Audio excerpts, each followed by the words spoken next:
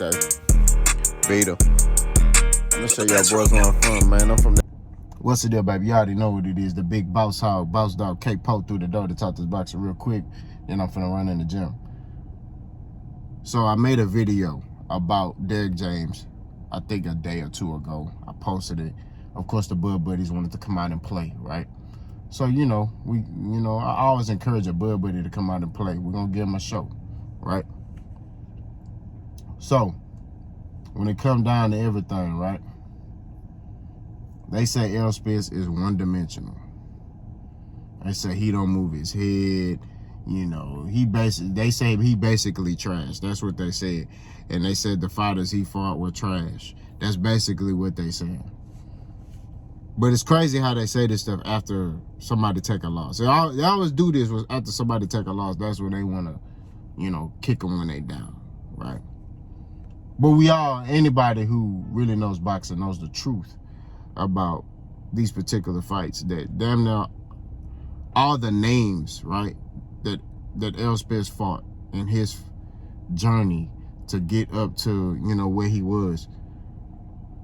There's a lot of people picking against him when it came to these particular fights, right? When it came down to Errol Spence and Kell Brook, there was a lot of people feel like Kell Brook, including myself. I was like, that's a dangerous fight for Errol. Kell Brook fight, Errol was able to take care of that. The Chris Algieri fight, they would say Errol Spence, that's his step-up fight because of who Chris Algieri fought. He fought Manny Pacquiao and all that, and Errol Spence figured him out and stopped him. Sean Porter. I was on the record of saying, hey, at that current time, I feel like that was going to be Errol Spence's toughest fight, which is Sean Porter, and I was right. The Sean Porter fight was Errol Spence's toughest fight because of how Errol Spence fights, right? Errol Spence comes with a high guard, work off the jab, and, he's not really a flashy fighter. You know what I'm saying? He's a fundamentally sound fighter, right? Great balance, you know what I mean? Don't overly use head movement, but is a great fighter. So a lot of people, man, they sit here and, when I analyze these dudes sitting here saying what they saying about, Errol Spence is, one-dimensional, I don't feel like he's one-dimensional. But we're going to run with y'all analogy. He's one-dimensional. If he's one-dimensional, that really shows how great of a fighter he is. Based off the fighters that he beat.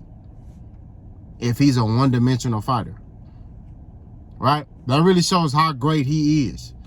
Because, think about it. Think about the names he beat. Think about the caliber of fighters he beat. And some of these fighters were, you could say, more skillful than he is, right? You could sit there and say Kell Brook was more skillful than Errol Spence. You could say Sean Porter is more skillful than Errol Spence. Sean Porter can get on his toes. Sean Porter can box. He showed that in that fight. But Errol still beat him. Errol figured out a way to get his hand raised.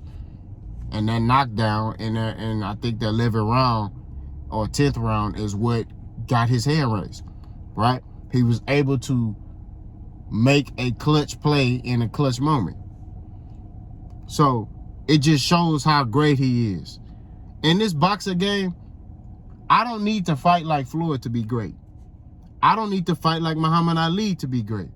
All I got to do is fight my fight and have the answers for your offense and your defense. That's it. My game plan got to be better than yours. That's all I need. Right? That's it. So all this stuff about, I knew this person was going to lose because of this, don't matter. Errol Spence fought many fights with dudes who were more skillful than he was, and he beat them. Now, me personally, I feel like Errol Spence was more, and I said this, he's more fundamentally sound than Terrence Crawford. I said Terrence Crawford is more skillful, but Errol Spence is more fundamentally sound than Terrence Crawford. Terrence Crawford is flashy and he relies on athleticism. And he has high IQ, right? That's what Terrence relies on. He's an athletic fighter that has high boxing IQ. And I still believe that.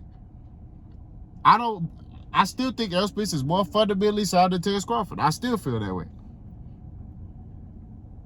Terrence studied Errol Spence. That's the difference. See, Errol, I feel like, in a sense, kind of had a poor game plan, right, for Terrence Crawford. And I know a lot of people, they want to hang on to the fact that, oh, he's one-dimensional, so he can't beat him. That's cap. Because Adrian Broner fought Marcos Maidana, and Adrian Broner is way more skillful than Marcos Maidana. Marcos Maidana don't get on his toes. Marcos Maidana don't move his head. Marcos Maidana absorbs punches and throws his punches. That's all he do. He absorbs a punch. You punch him, he gonna absorb it with his head, and he gonna throw his overhand right. And he throw punches down at an angle at you. Don't need to keep going.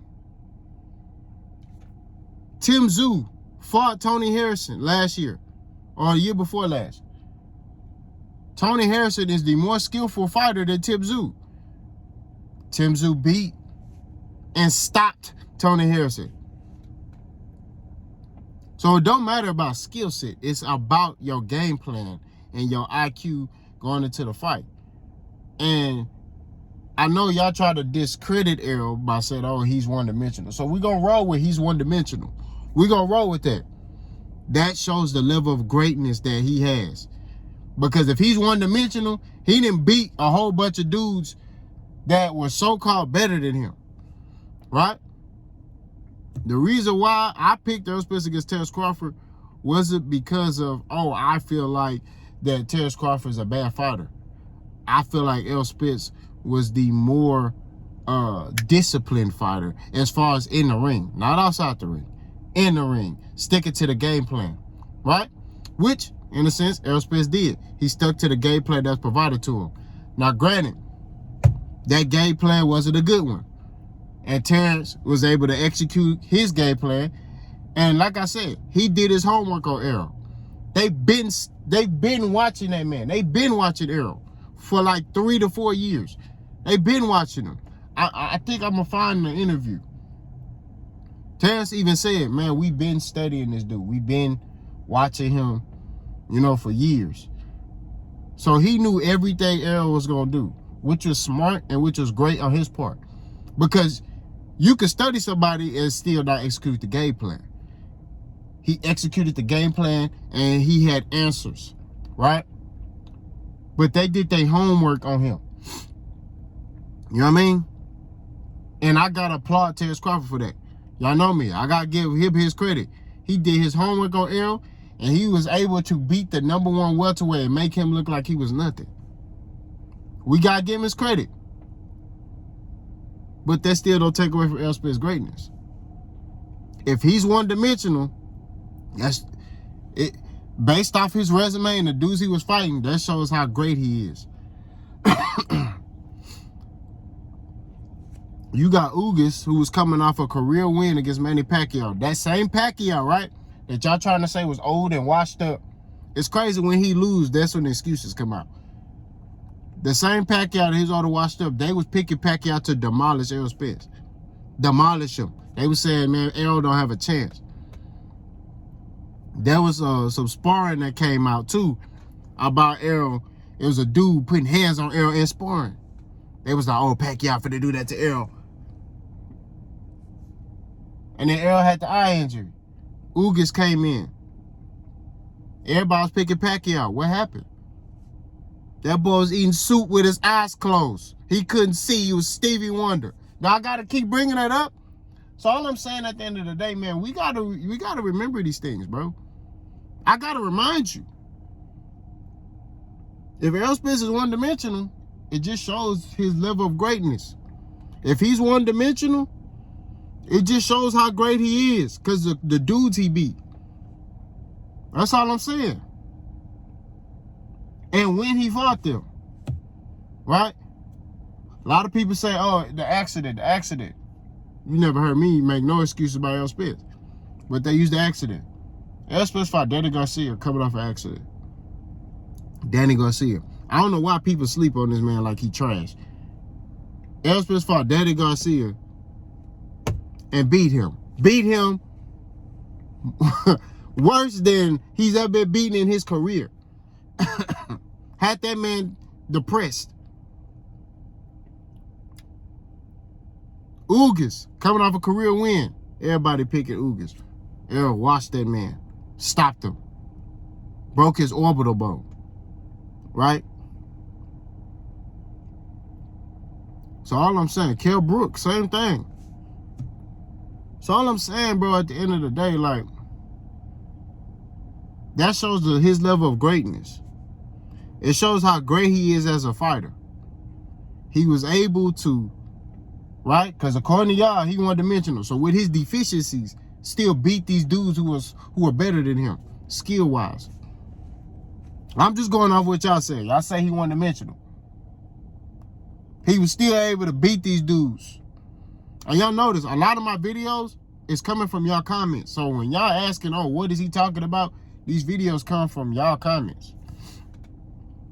When y'all post comments, I read through them. That's a video. So we gotta keep it 1,000, man. We can't sit here and be fronting. The dude a great fighter. He a Hall of Fame fighter. In my opinion, first ballot, but everybody else's opinion, he may not be a Hall of Famer. In my opinion, he's a Hall of Famer, first ballot. Nobody was doing what he was doing. Nigga had injuries, still fighting fights. No tune-ups, just fighting. Unheard of. So, we got to put some respect on his name. You know what I mean? Put some respect on Terrence Crawford Day too. He's a great fighter.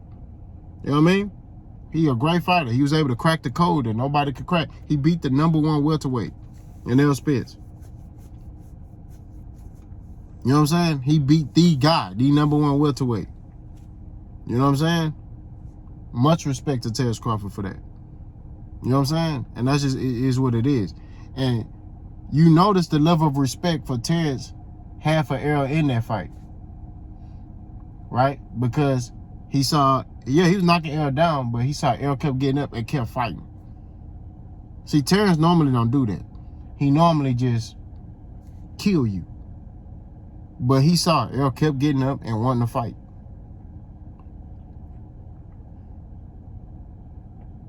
And there's still a level of respect for these dudes. You know what I'm saying? There's still a level of respect for both of them. You know what I'm saying? I think they both are great fighters. I think they both are Hall of Fame fighters. And like I always told you, boss ain't going on poo-poo on one fighter to uplift another fighter. That's not how I do it. You know what I'm saying? But we gotta, when we talk at boxing, we can't sit here and try to downplay a fighter and then uplift this dude. I ain't gonna allow that to happen. Terrence Crawford get 1,000% credit. He was able to beat the #1 welterweight, a boogeyman at 147. That, you know what I'm saying, that people tried to freeze out. And Errol got a belt and made stuff happen. So, much respect to Errol. You know what I'm saying? Much respect to Bud. You know what I'm saying? But at the end of the day, if Errol Spence is one-dimensional, it just shows his level of greatness based off his wins. Y'all let me know what y'all think. Boss go.